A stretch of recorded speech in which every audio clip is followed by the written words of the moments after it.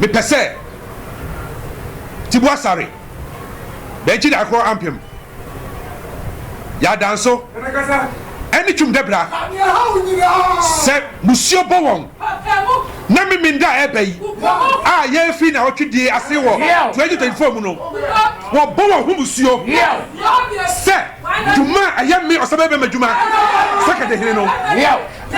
I'm sending this caution to these people and their followers.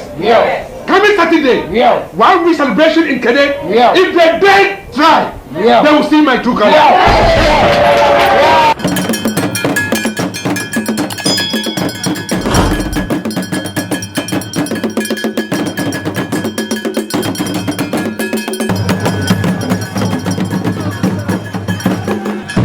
I will say my mama and your mama Kwaba and from Emrakes Back TV so and I no pay. One with him say at him Kade, aha, and the other baby PMO, and watch him Kade I am fee. Now said Tiana said Magasa Mundi, my hands, I'm sorry here, I watch him Kade, then one sem echo baby, your one I. Say, dear, now go pardon, Emra, I'm a quine, I'm a say no. The Coco PMO, I wore a year, a call to Atimia, but modest and San Cantama, Bibia, you must say, Salmon can say, dear. A year or Osabarima, Agyare, getting a general to say, no, Namra, Nafi Wamra, and Mayor Kade in the Namwa, and my Tim Kade Punti, Dimahua, Ecosina, and Timicoso. Entine, Osabarima, Agyare, do a model organize press conference, Cassiapa. I war, I am fear, and no, I watch him Kade. Every year, I go to share with a drop of Kuda, and then California go to share with 1 month. Or then is a wood to try a fast with the sea, 1 month, and I feel, and no matter what I call so any now. Says, see, I know the you're not to buy this one, and I'm not for 1 month, I can enough for 1 more. Not said, you know, what's so fast, I know in a Jumano, or if I met what to Juma, let me be also empty and empty walk. I'm a good mind. I know my gun, and I actually have a modern artist. Say, there were no, and I just said, Yabba modern, and you so woman. Not for 1 make it in a piano, empty and cost 1 and for more. And my Tim Kade said, yeah, you should put to and also empty in a brand and far and my ears so. Amamo Akwaba Soronko Aye Kademai any media for yesia a police for Awaha any adofwa efi Nkran Kumase any miamia pi abekanya ho me mama Akwaba ye dikan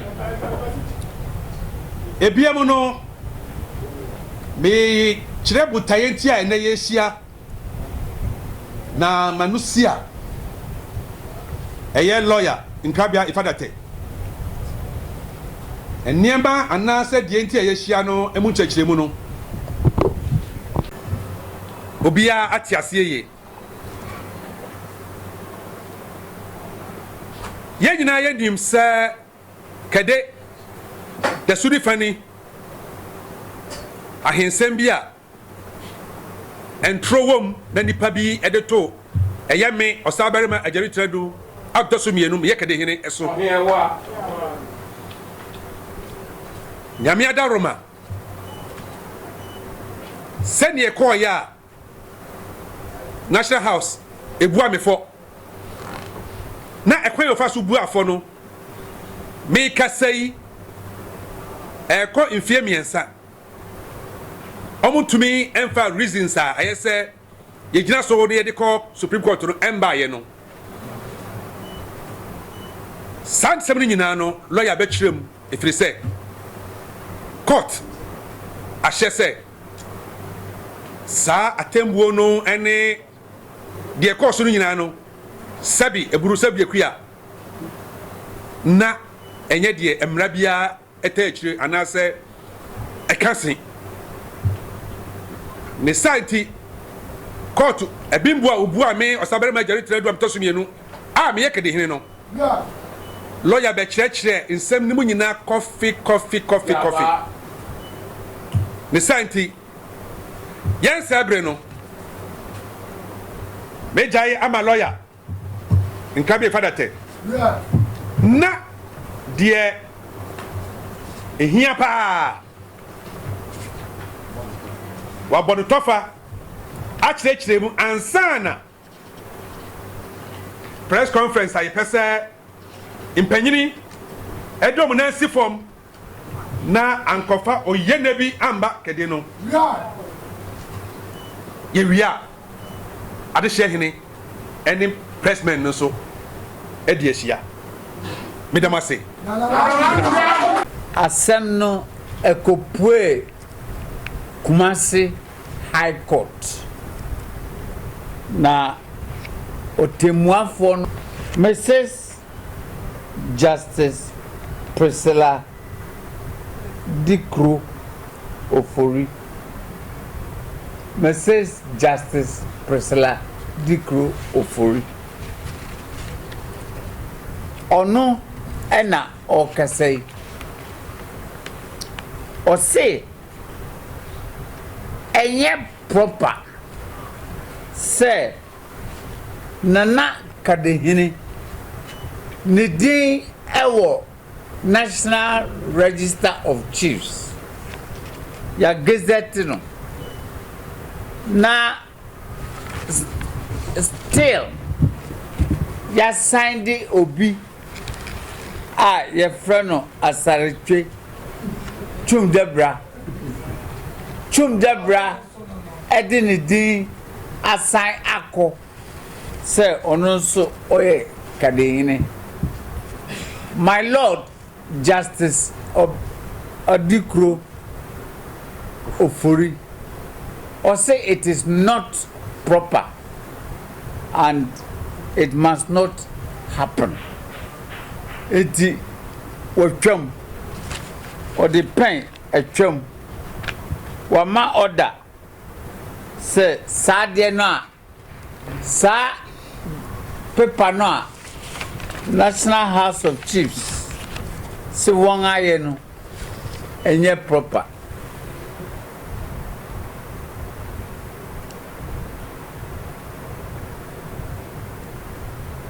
My Lord say Esani say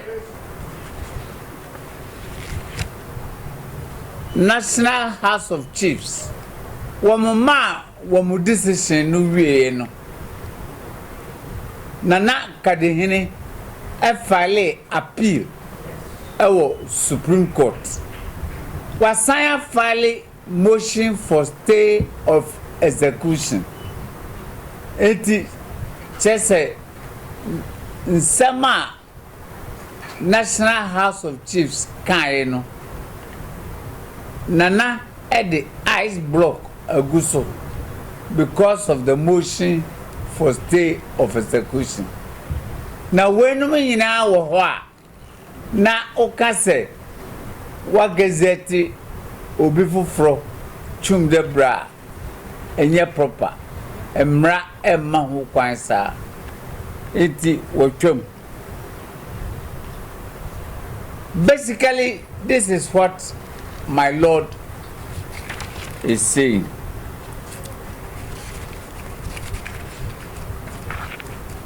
Na enuachi no my Lord Justice Priscilla Dikru Ofori Mrs. Wama order say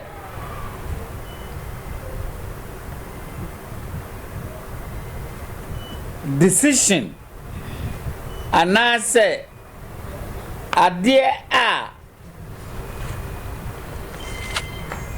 National House of Chiefs a chair Chum Debra di ewo gazette muno ono my Lord Justice Priscilla Dikru Ofori wama order say wacham enye proper enye effective enye null and void enye useless enye effective. Enti we order of my Lord the High Court judge and the restrictions to the original House of Chiefs and the Traditional Council. Say information. The restrictions. What do you call it? the injunction. Afe osi or the injunction atu omuso say and say one can say one more register obiadi as chief of Kade. Bra Osabarima Agyare tunedu eti akonwa no so na yentu no na yenka asem no ewieye ewo Supreme Court. Yeah. Eti basically say na ekoso ewo High Court Kumasi. One gram. Press conference. I feel we can press statement.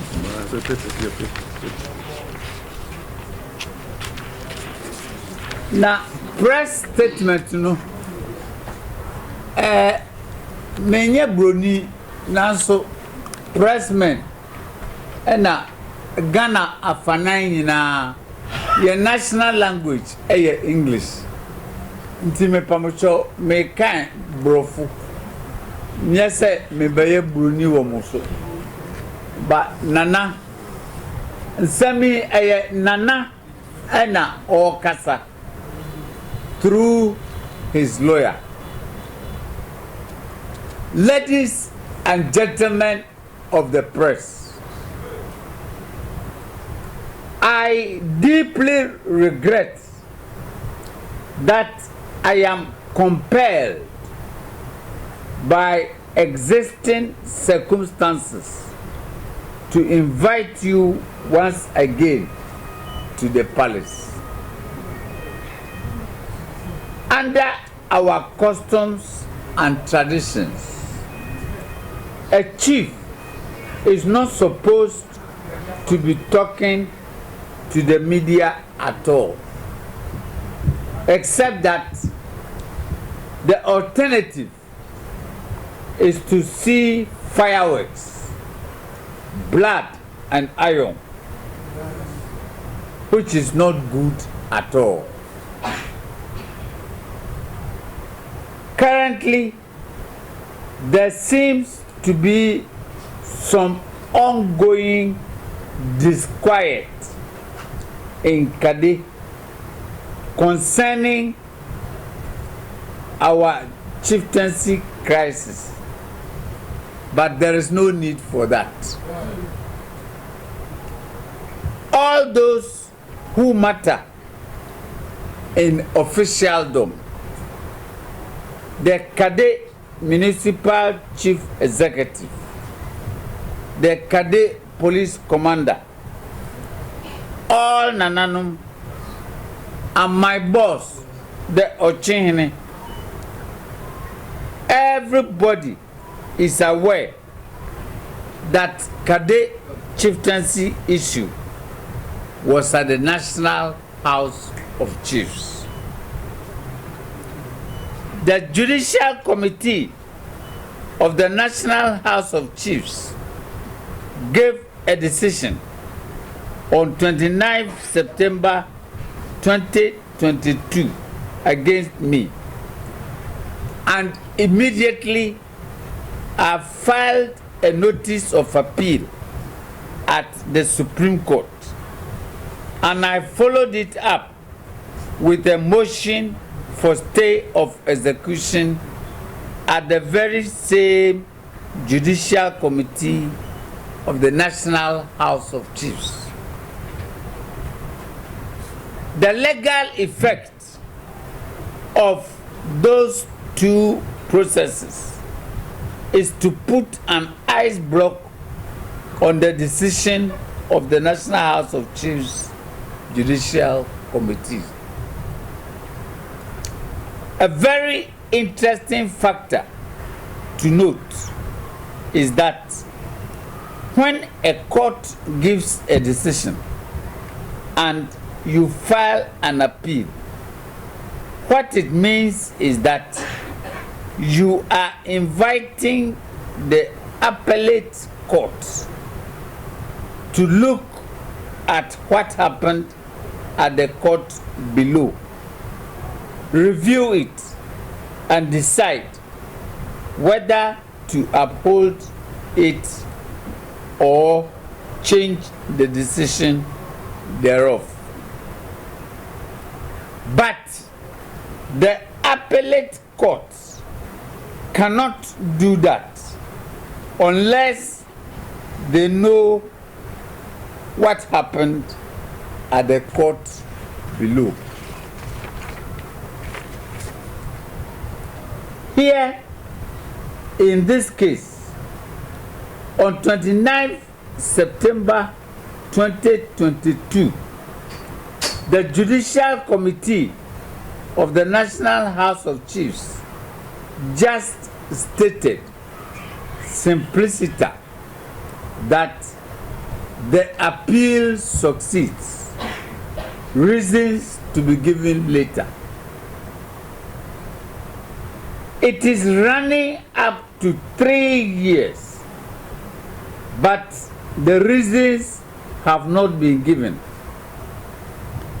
thereby disabling the Supreme Court from acting on the appeal. In the meantime, the so-called victorious party tried to ambush the law by getting a certain abstract, Chumdebra, being gazetted as the new Kade. I filed processes at the High Court, Kumasi. The High Court in Kumasi on 31st October 2023 gave a far-reaching, comprehensive ruling granting an order of certiorari to quash any gazetting of any abstract as Kade. I have written special requests embodying all that I have said above to the IGP in Ghana, the Chief Justice, Attorney General, Minister of Interior, Minister of Defense, Chief of Defense Staff, Minister of Chieftaincy, Minister of National Security, Speaker of Parliament, Regional Minister, and several other influential officers of state. They are all aware of all that I have said above. I am talking to you, ladies and gentlemen of the media, that I am a man of peace.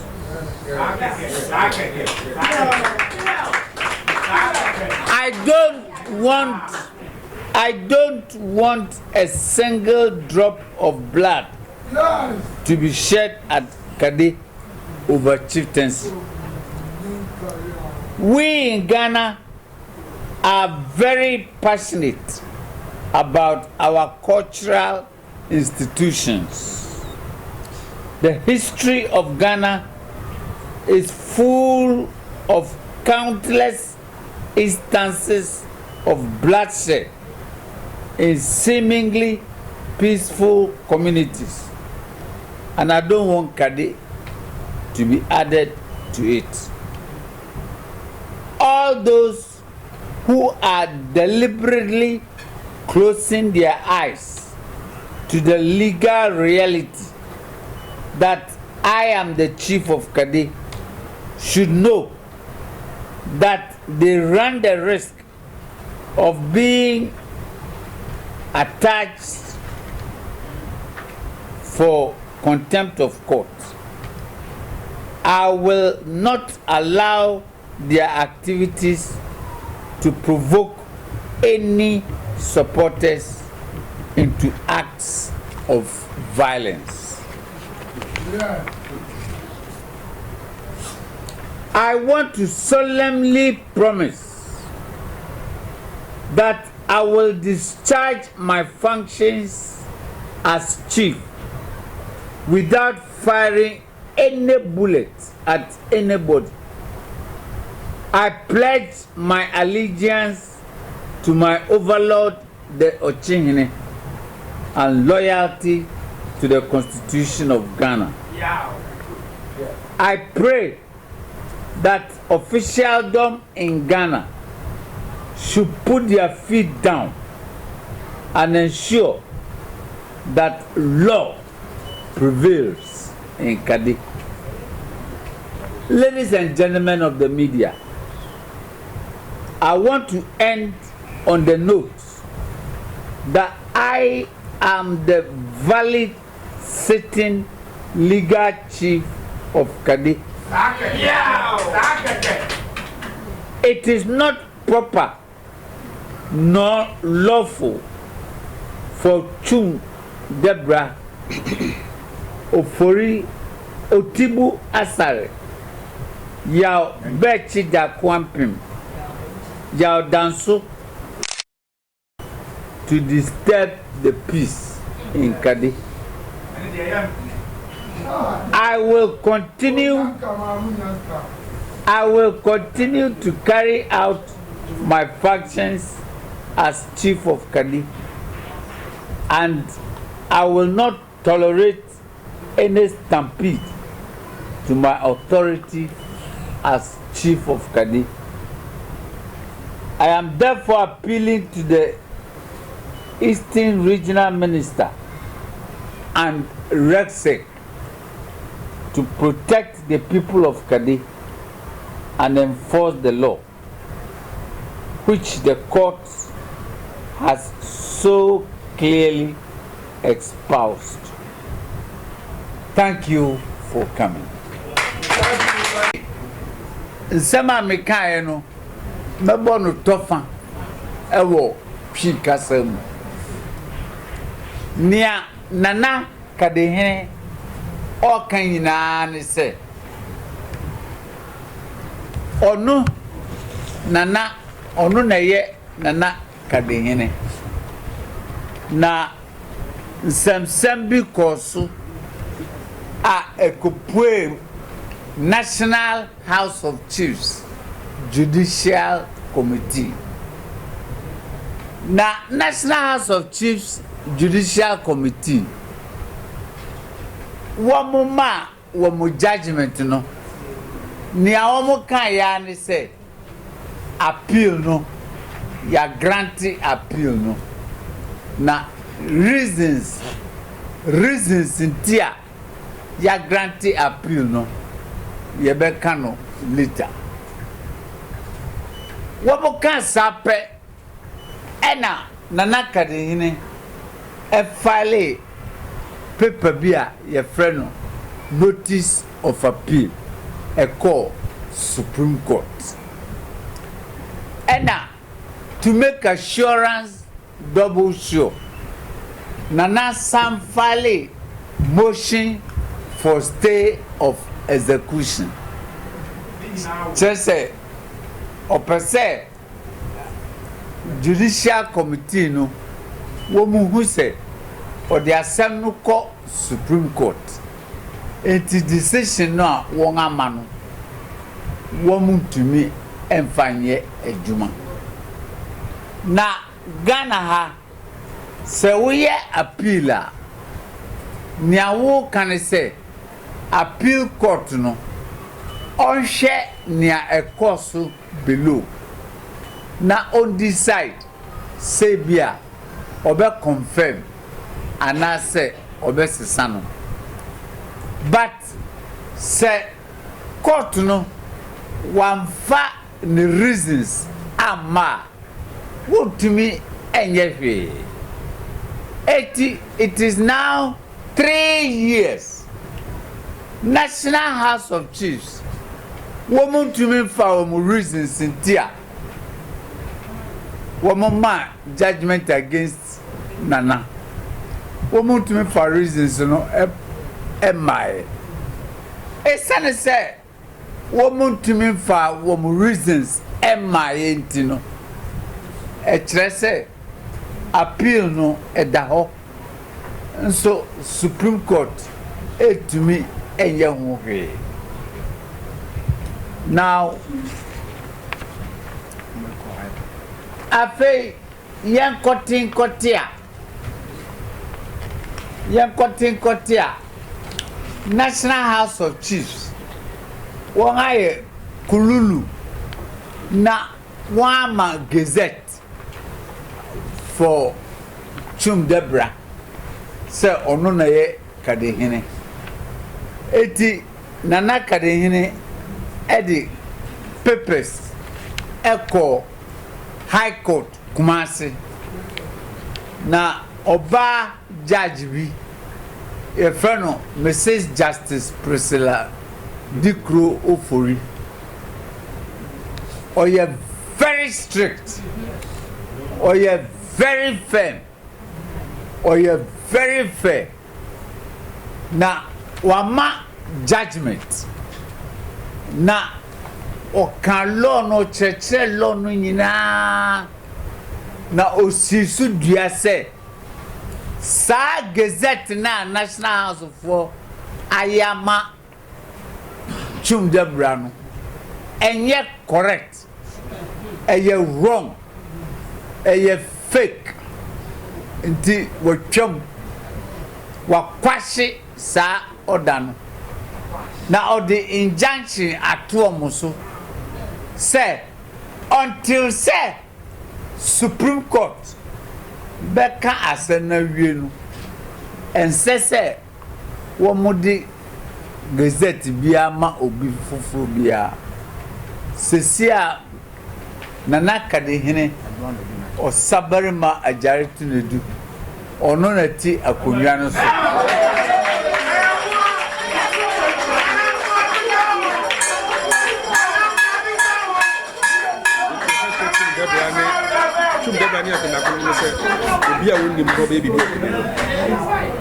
Na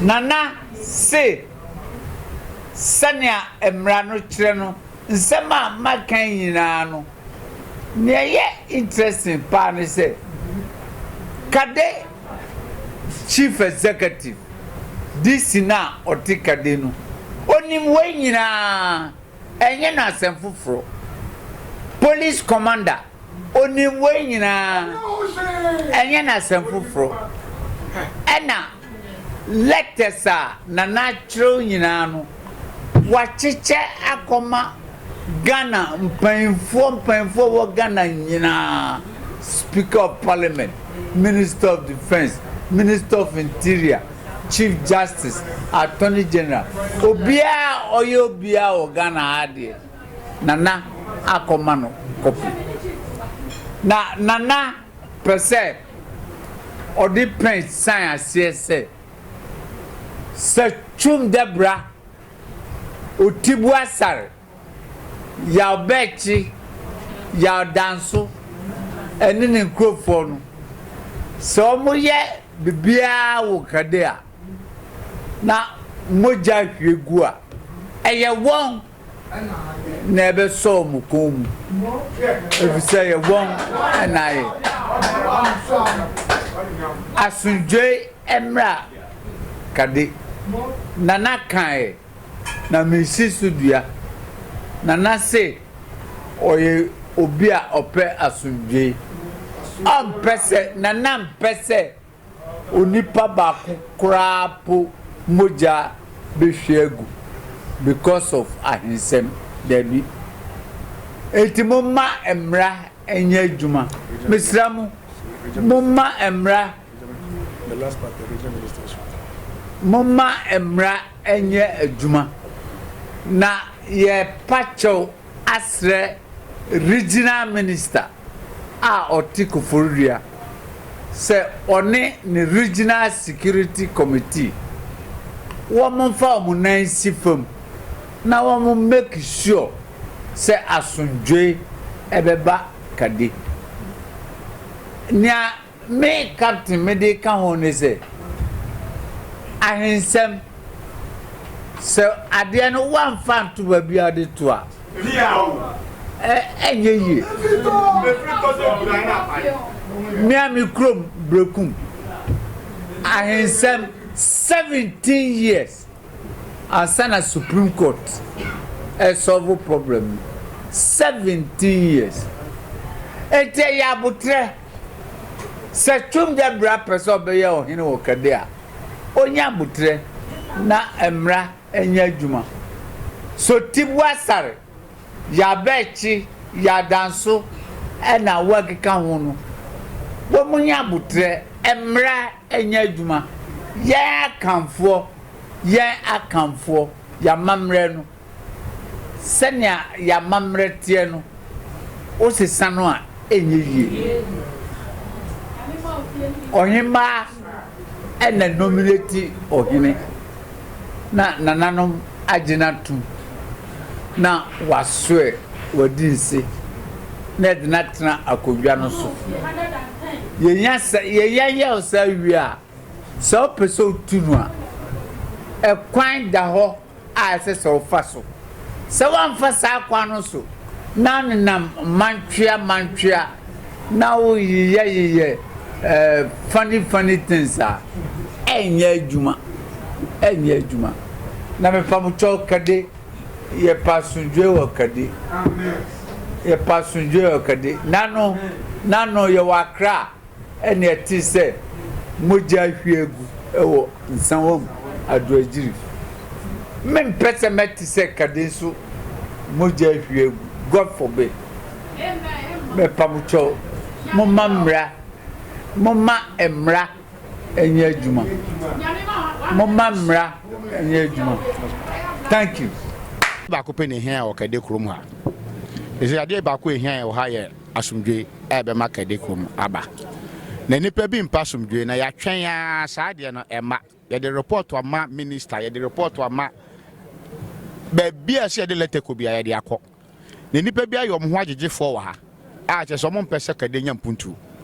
Na sa 2024 dia sa ni pa ko a wo begimi de ye fa ho nye den enchew enti ye ma regional minister aswate ene MC ene regional resec aswate afewe na ye wo na wotweda bi wa ha na ye wo hin bi ye se afre ni chinso hin na sa chinso hin no ono oti ni chinso no oso ono ba be fa wo hin na wonyo hin na ba eyase na ye to nkra ma chinso hin se ono ya ye Kade ye beto ahye chinso so Kade aye den akwa onima aye omisa samankese ball keke no ma makrom ha be ya boso ne be nsia on be pa achew na anya onu chinso hin so wanya kwan no oba na yie omra na sumdwem no ma ye na hye ye boko na ye sa akro no chinso hin no ye mane nan ensi Kade krom ha ye pese bibi besi na amoja begunte ne ye pese ka cha regional minister so on kan che chinso hin se hwed wantuni na ensi krom ha eye mimenda ebe so ye bema e wo chinso a yanso ye be kire se ye mema we e wo Kade ha enti ye de ye pe asumdwe regional minister ememra enya dwuma medamase. Our ancestors came from Nsakwate in 1700 to establish Kade town. When Kade town was established, it was only one grandmother who came here. So the Kade town is known as Kade Agyare number 1. So 300, we've been living at Kade peacefully. All our chiefs has been installed at Kade. Then the chief will be taken to Wenchi, where Osiewo, who is the overlord of Achime,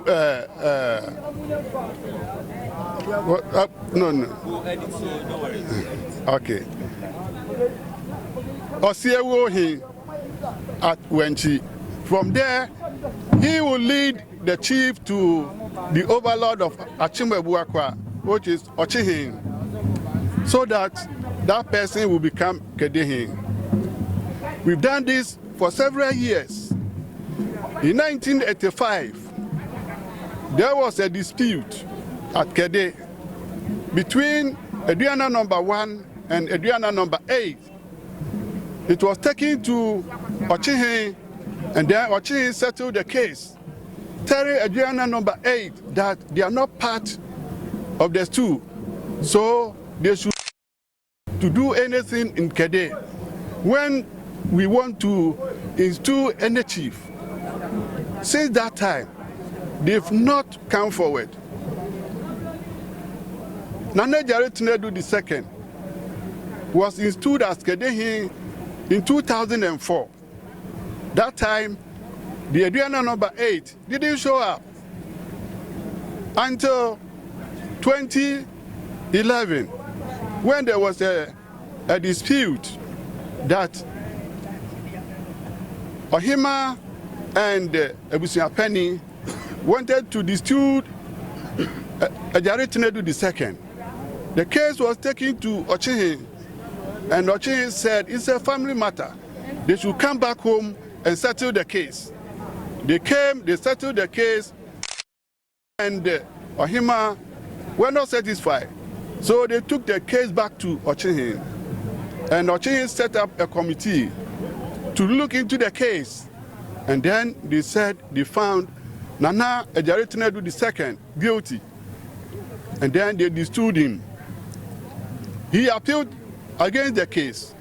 He took the appeal to Eastern Regional House of Chiefs, and Eastern Regional House of Chiefs upheld his appeal. So he still continued to be the chief. Ohima and Odukro took the case to National House of Chiefs. And when we went there, Nana Agyare Tenedu went back to High Court to tell them that this is what is happening at Kade. And then the court gave a ruling on 31st of last year, 2023, that what the National House of Chiefs are doing is illegal and is wrongful act. And then they were fined, National House of Chiefs were fined 20,000 Ghana cedis. Abusuapeni, Odukro, and then 2 others were also fined 20,000 each. So I don't see the reason why Osabarima and the others continue to do things at Kade. So this morning, we are doing this to let the world and the people in Ghana know that Agyare Tenedu II is still Kade and no other person. So from Saturday, when he goes back to the funeral grounds, he is going to sit in state as Kade. We thank all of you for coming. Thank you very much.